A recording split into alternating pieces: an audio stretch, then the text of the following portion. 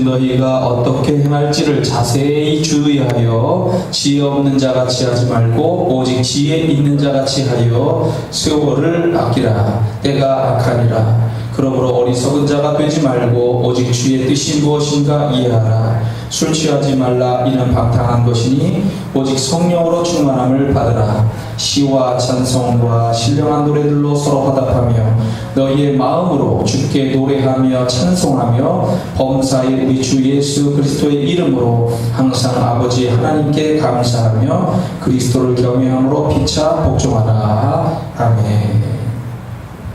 자, 오늘 오직 지혜 있는 자같이 15절 말씀, 또 오직 성령으로 충만함을 받으라. 17절, 18절 말씀의 말씀 제목으로 이렇게 말씀을 드리도록 하겠습니다.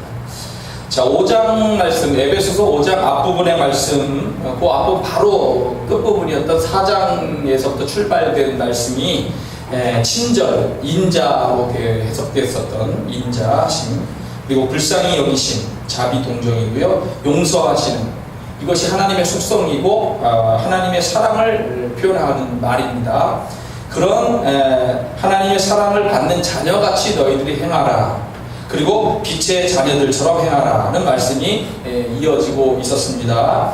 빛의 열매는 모든 착함과 의로움과 진실함이라.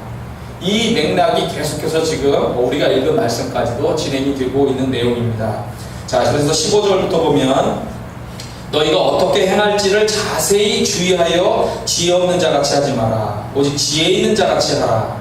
세월을 아끼라. 때가 악하니라. 그러므로 어리석은 자가 되지 말고 오직 주의 뜻이 무엇인가 이해하라. 말씀했습니다. 지혜 있는 자가 있고 지혜 없는 자가 있죠. 근데 지혜 있는 자가 되라는 겁니다. 지혜라고 하는 말은 우리가 믿음 안에 분별력을 가지고 잘 살아야 된다는 거예요. 어떻게 행할지를 잘 살펴서 해라. 그런데 어떻게 행할지를 잘 살피지만 그것이 무슨 내용이었냐면 7절 말씀에 오직 주의 뜻이 무엇인가 이해하라는 그런 말씀이 있었고요. 이게 바로 빛의 자녀들처럼 살라는 그런 말씀입니다. 그리고 오늘 말씀의 16절에는 세월을 아끼라고 했어요.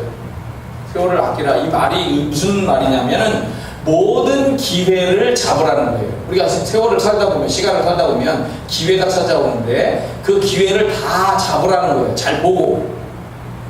그러니까 내게 주어진 환경 속에서 모든 찾아오는 기회를 활용해서 좋은 선한 주님의 뜻을 따라서 빛의 열매를 맺어가면서 살아라. 지금 이렇게 말씀하고 있는 내용입니다. 그리스에 보면 이제 그리스 신화가 있죠. 이런 그리스의 문화적인 것에 이제 신화나 철학이나 이런 것들이 지금도 영향을 미치고 있는데, 그리스의 이제 신화적인 내용 속에 보면 그런 그 신이 있습니다. 어떤 신이냐면은 그리스의 시라쿠사라고 하는 거리에 가면은 그 동상이 하나 서 있는데 그 동상에 이름이 써 있기를 기회의 동상이다라고 하는 게 이제 서 있습니다. 기회의 헬라 신 중에 기회의 신이라고 하는 신이 그 카이로스라고 하는 신입니다. 원래 이제 이 시간이라고 하는 개념이 크로노스라고 카이로스가 있어요. 크로노스라고 하는 시간은 그냥 일반적으로 흘러가는 시간을 크로노스라고 얘기를 하고, 그리고 특별한 의미를 가지고 있는 거, 우리가 생일, 무슨 뭐 결혼기념일, 무슨 뭐 이런 것처럼 특별한 의미를 지닌 거를 카이로스라고 얘기하는데, 이 카이로스에 해당하는 신이 있다는 거죠. 이거를 기회의 신이다라고 이렇게 명칭을 해서 부르고 있는 겁니다. 카이로스라는 말이 지금 특별한 때, 특별한 기회, 이런 의미를 가지고 있는 거고, 제우스의 막내 아들이다라고 이렇게 알려진 신입니다. 근데 생김새가 독특해요. 이제 헬라 신들은 주로 이제 사람의 모양으로 당연히 이렇게 만들게 되고 있는데, 근데 그 어깨 쪽에 이제 날개가 있어요. 날개가 있고요. 맨 처음에 이제 원래 머리부터 보면, 머리를 보면은 머리 앞부분에 이제 머리가 있어요. 머리가 있고, 뒷부분에는 머리가 없어요. 뒷부분에는 머리가 없고, 어깨 쪽에 날개가 있고, 밑으로 내려가는데, 약간 나이가 많은 노인 같은 느낌이 들어요, 조금. 근데, 발 쪽에 보면, 발의 양옆으로 날개가 있습니다. 그래서 이게 무슨 내용이냐면은, 기회가, 예를 들어서 기회의 신이 오는 거예요. 올 때 기회를 잡고, 날개도 있고 그 앞머리도 있잖아요. 그러니까 머리털, 우리가 보통 머리채를 휘어잡는다고 그러잖아. 사람이 잡을 때 머리채를 휘어잡아 잡을 수가 있어요. 근데 이게 기회가 올 때는 잡기가 좋은데 기회가 나부터 벗어나는 거죠. 벗어나서 지나가게 되면은 뒷머리가 없는 거예요. 잡으려고 잡지는 못하고 날개는 막 퍼덕에서 날아가고 발도 날개가 있으니까 여기서 막 펄럭이고 날아가니까 굉장히 빠른 속도로 우리 옆을 지나가 버린다는 거죠. 그러니까 기회를 잘 활용하라라고 하는 의미로 그 헬라에서는 그런 식으로 그런 신을 영상을 만들어 놓고 기회에 대한 의미를 전달을 하고 있는 거죠. 구약에 보면은 지혜 없는 어리석은 사람으로 표현하는 한 사람이 바로 그 이삭의 장자였던 에서라고 하는 사람입니다. 이삭이 나이가 많아서 죽을 때가 된 거예요. 장남인 에서를 좋아했죠.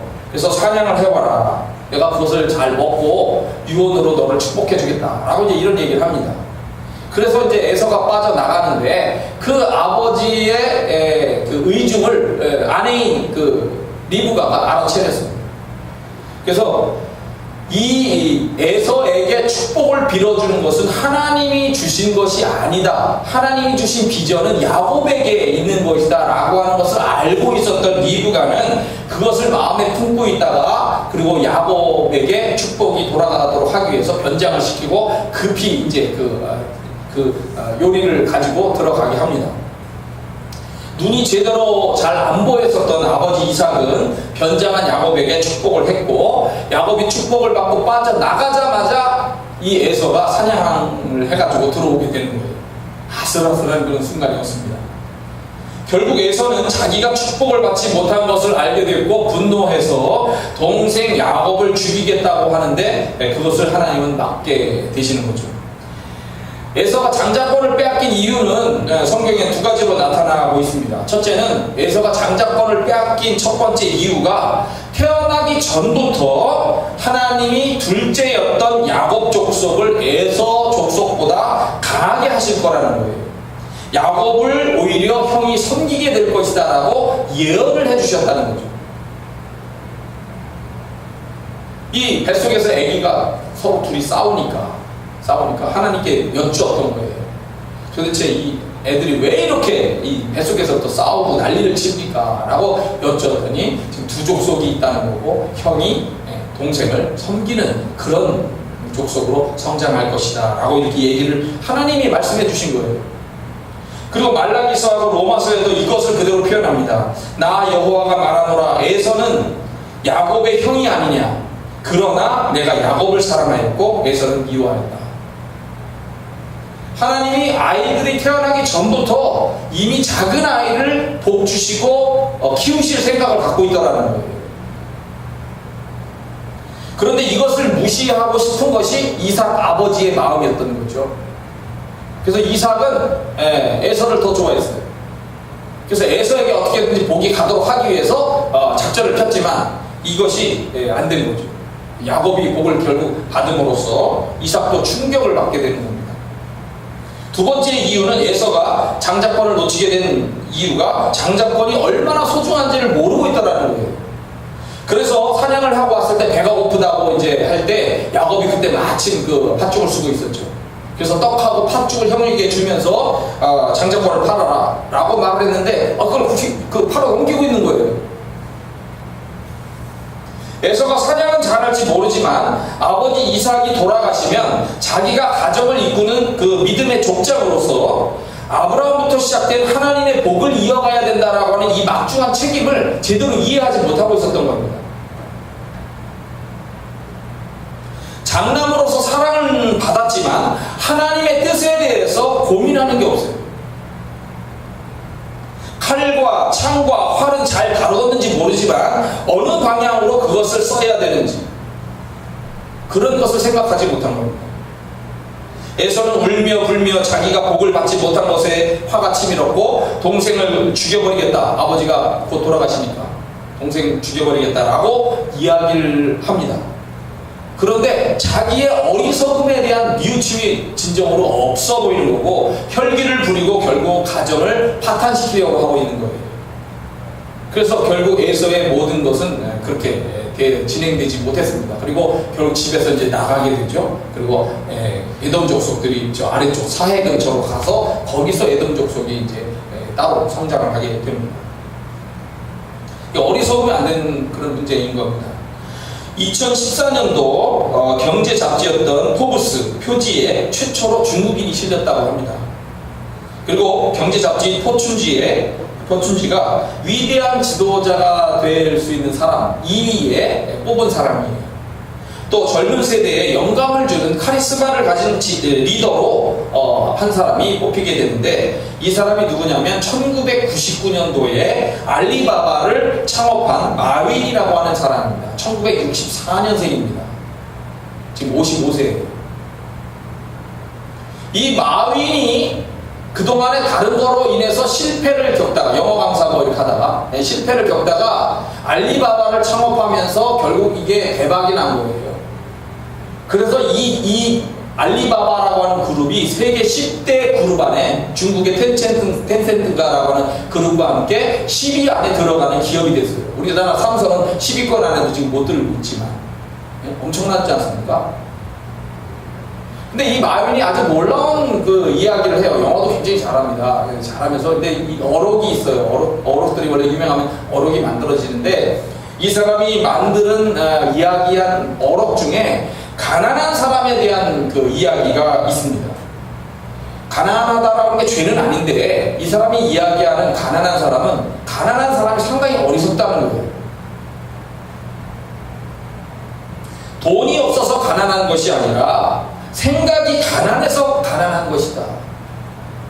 당신이 가난한 것은 당신 탓이지만 당신의 가난한 생각의 DNA가 유전이 되어서 당신 자식이 가난하다 하면 그것은 정말 비극이다. 세상에서 가장 함께 일하기 힘든 사람이 가난한 사람들이다 라고 이렇게 충격적인 이야기를 했어요. 왜? 가난한 사람들에게 이제 제시를 해보는 겁니다. 가난을 벗어나야 되지 않겠습니까? 그래서 제시를 하는 거예요. 그래서 가난한 사람들에게 자유를 주면은 함정이라고 얘기를 한다. 자유롭게 네가 해봐라 하면 함정이라고 얘기를 한다는 거예요. 작은 비즈니스를 얘기하면 돈을 별로 못 번다 라고 이렇게 또 얘기를 하고, 그럼 큰 비즈니스를 얘기하면 자기는 돈이 없다 라고 또 핑계를 대고, 새로운 것을 시도해보자 라고 얘기하면 경험이 없다라고 얘기를 하고, 전통적인 비즈니스다 라고 얘기하면 어렵다 라고 얘기를 하고, 새로운 비즈니스 모델이다 라고 얘기하면 이건 다단계 아닙니까? 라고 또 이렇게 얘기를 하고, 상점을 같이 운영하자고 하면 자유가 없다고 얘기하고, 새로운 사업을 시작하자고 하면 전문가가 없다 라고 이렇게 핑계거리만 대고 있더라는 거죠. 이 가난한 사람들에게는 공통점이 있다. 뭐냐? 구글이나 포털에 물어보기를 좋아하고, 희망이 없는 친구들에게 의견을 듣는 것을 좋아하고, 자신들은 대학교 교수보다 더 많은 생각을 하지만 장님보다 더 적은 일을 하고 있다는 것이 이제 문제인 겁니다. 그들에게 물어봐라. 무엇을 할 수 있는지. 그들은 대답할 수 없다. 그들의 인생은 기다리다가 끝이 난다. 내 결론은 이렇다. 당신의 심장이 빨리 뛰는 대신에 행동을 더 빨리 해라. 그것에 대해서 생각해 보는 대신에 무엇인가를 그냥 해라. 현재 자신에게 물어봐라. 당신은 부자인 사람인가 아니면 가난한 사람인가? 이 마윈은 생각을 바꿈으로써, 그리고 행동에 옮김으로써 이렇게 자기가 부자가 되었고, 이렇게 도전하는 인생을 살아라고 얘기를 하는 거예요. 어리석은 사람은 주저앉아 항상 있고 생각만 하는 사람이라는 거예요. 생각을 바꿔라. 우리도 믿음으로 우리가 다양한 것을 알고 있지만 때때로는 생각만 하고 있을 때가 있어요. 이걸 바꾸고 행동으로 옮겨요. 주님이 원하시는 좋은 빛의 열매들을 맺어갈 수 있게 되는 것입니다. 자, 고단 말씀에 보면 술 취하지 말라는 말씀이 있습니다. 18절 말씀. 이는 방탕한 것이니 오직 성령으로 충만함을 받으라. 술 취하는 것이 방탕하다라고 이렇게 얘기를 하고 있어요. 방탕이라는 말이 방종한다, 낭비한다 이런 뜻을 가지고 있어요.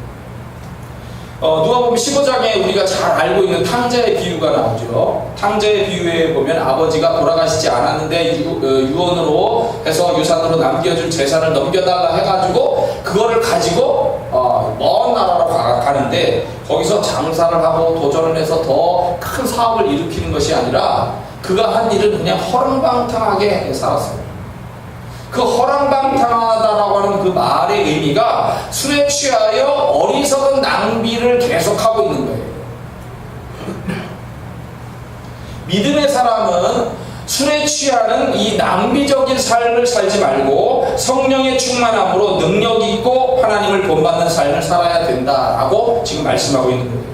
그래서 19절 말씀을 이렇게 19절부터 이렇게 표현하고 있습니다. 성령 충만하고 능력 있고 하나님을 본받는 삶이 어떤 것이냐면 시와 찬송과 신령한 노래들로 서로 화답하며 너희의 마음으로 주께 노래하며 찬송하며 범사의 우리 주 예수 그리스도의 이름으로 항상 아버지 하나님께 감사하며 그리스도를 경외함으로 피차 복종하는 삶을 살아라 라고 이렇게 말씀하고 있습니다. 성령의 충만한 삶을 살기 위해서는 시와 찬송과 신령한 노래들이 연결이 되어 있다는 거예요. 그러니까 우리가 글로 우리의 마음을 표현할 수 있죠. 시라고 하는 것은 물론 노래로서 이렇게 작곡을 해서 노래로 만들 수도 있고 글로도 쓸 수가 있어요. 그러니까 글을 쓸 때 이거 우리가 글로 이렇게 표현해서 하나님을 찬양하는 걸 쓸 수 있잖아요. 제가 청주 통사모, 청주 통기타를 사모하는 모임, 청주 통사모의 모임에 갔다가 저랑 나이가 똑같은 어떤 여자분을 알게 됐는데 이분이 어느 집사님이에요. 근데 어느 이제 멀리 다른 지역에서 이사를 와가지고 나오게 됐는데 이분이 죄송합니다만 인간적으로 그냥 따졌을 때 얼굴이 그렇게 잘난 얼굴이 아니에요. 처음에 딱 봤을 때 호감이 가는 것은 아닙니다. 솔직하게. 그런데 이분이 독특한 것을 그분의 카스를 들어가 보면 제 카스를 통해서 여러분이 아마 들어가 보실 수가 있을 거예요. 근데 이분의 카스를 들어가 보면은 이분이 글을 쓰는 거예요. 그런데 제가 시를 쓰거나 글을 쓰거나 남의 좋은 글을 옮겨 쓰는 사람들의 이야기는 제가 많이 보았어요. 그런데 지금까지 본 사람과 다른 자기만의 생각과 글을 가지고 글을 쓰고 있는 거를 보게 된 거죠. 근데 감동이 오는 거야. 예쁘고.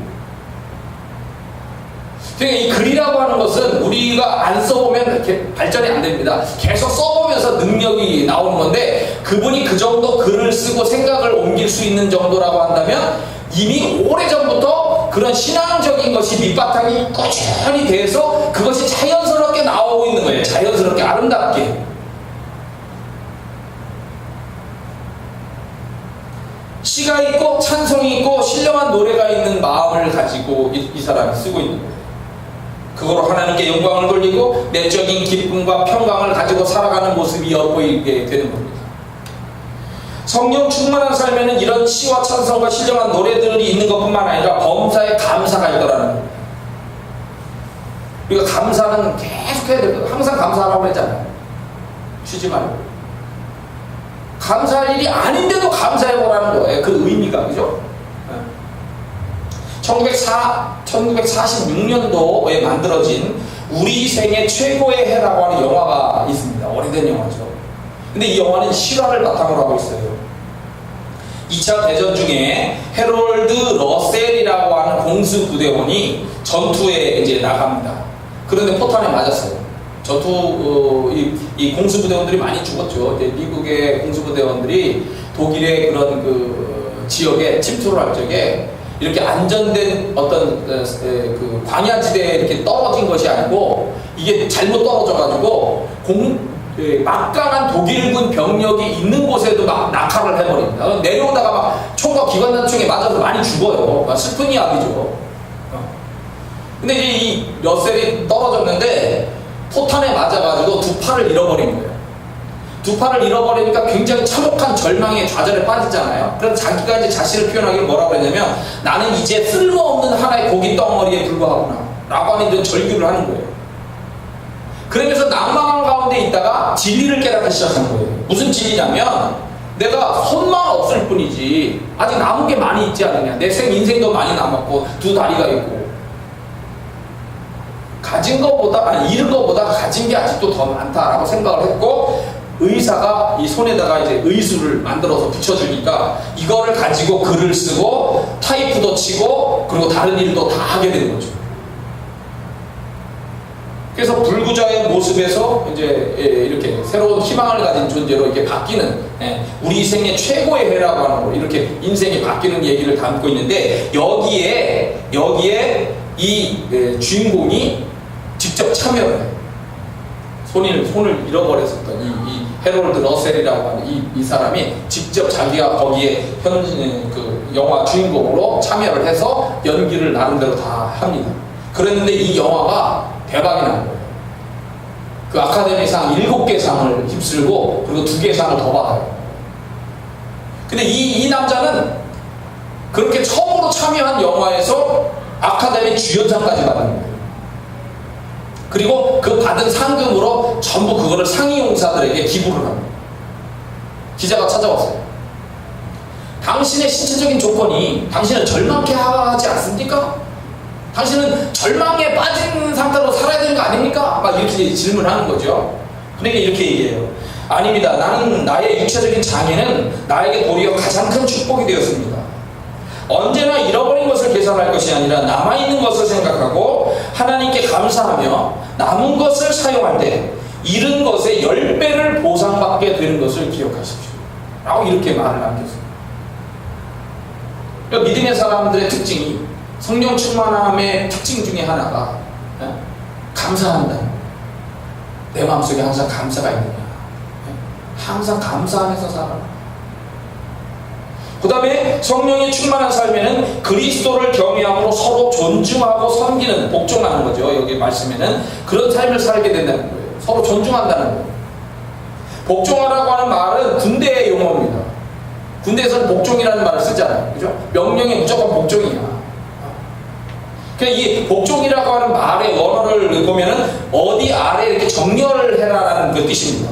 존경받는 사람을 무조건 따라가야 된다는 거예요. 무조건 거기 그 아래 정렬하라, 이렇게 얘기를 표현하고 있는데, 교회 안에서 성도들끼리 서로 복종을 하는 삶을 살아야 된다. 근데 교회 안에 옛날에는 양반과 쌍놈처럼 옛날에는 귀족과 그 노예들이 같이 들어왔었어요. 이게 보이지 않는, 교회 안에서 음식을 먹을 때도 귀족들은 많은 것을 가지고 집에서 종들이 싸갖고 와요. 점심 먹을 때. 그러니까 자기들은 막 교회 와서도 많은 거 먹고, 가난한 사람은 그냥 주먹밥 먹고 못 먹고. 그러니까 이 교회 안에서 이게 교제를 나누려 할 때 신분의 격차, 음식의 이런 격차, 이런 걸로 인해서 갈등과 이게 있는 거죠. 그리고 교회 와서도 귀족은 항상 자기가 귀족이라고 생각하는 거죠. 그러니까 그 노예의 말을 듣겠어요?